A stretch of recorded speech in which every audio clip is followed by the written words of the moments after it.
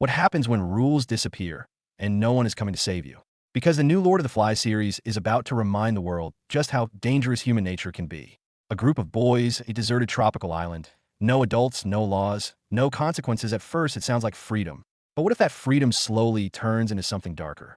Now, decades after William Golding's iconic 1954 novel shook readers around the world, Lord of the Flies is back, reimagined for a new generation.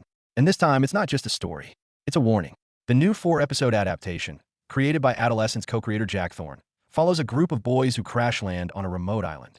At first, they try to stay organized, they create rules, they attempt to build something resembling order. But slowly, something begins to break. Not around them, inside them. Because when there's no authority, no accountability, and no clear sense of right and wrong, human behavior starts to change. And not always for the better. Jack Thorne made something very clear when talking about this adaptation. He said, "We're losing a generation of boys." And that statement hits differently when you think about it. Because this series isn't just about survival. It's about identity, isolation, and the dangerous ideas people turn to when they feel lost. According to Thorne, many young boys today are being pulled into cycles of anger and negativity. Not because they're naturally drawn to it, but because it feels like an answer. An answer to loneliness, an answer to feeling unseen, an answer to not knowing where they belong. And that's where Lord of the Flies becomes more than fiction. It becomes a reflection. One of the most powerful things about this series is how real it feels. The cast, made up of young actors like David McKenna, Winston Sawyers, Lox Pratt, Ike Talbot, and Thomas Connor, didn't just perform their roles. They lived them.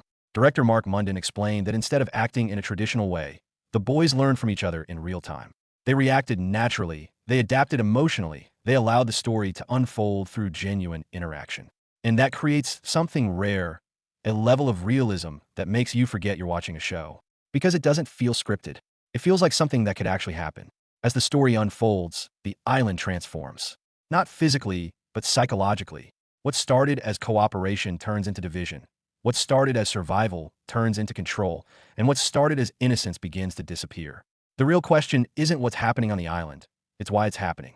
Because deep down, Lord of the Flies has always asked one uncomfortable question. Are humans naturally good? Or does it only take the absence of rules to reveal who we really are? This new adaptation arrives at a time when conversations about identity, influence, and social pressure are more intense than ever. And that's what makes it powerful.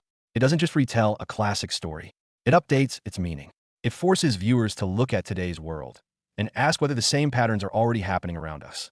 Just in different forms, Lord of the Flies has never been an easy story. It's uncomfortable, it's intense, and at times it's disturbing.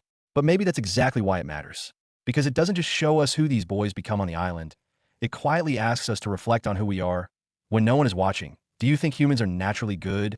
Or does power and isolation always change people? Let me know your thoughts in the comments.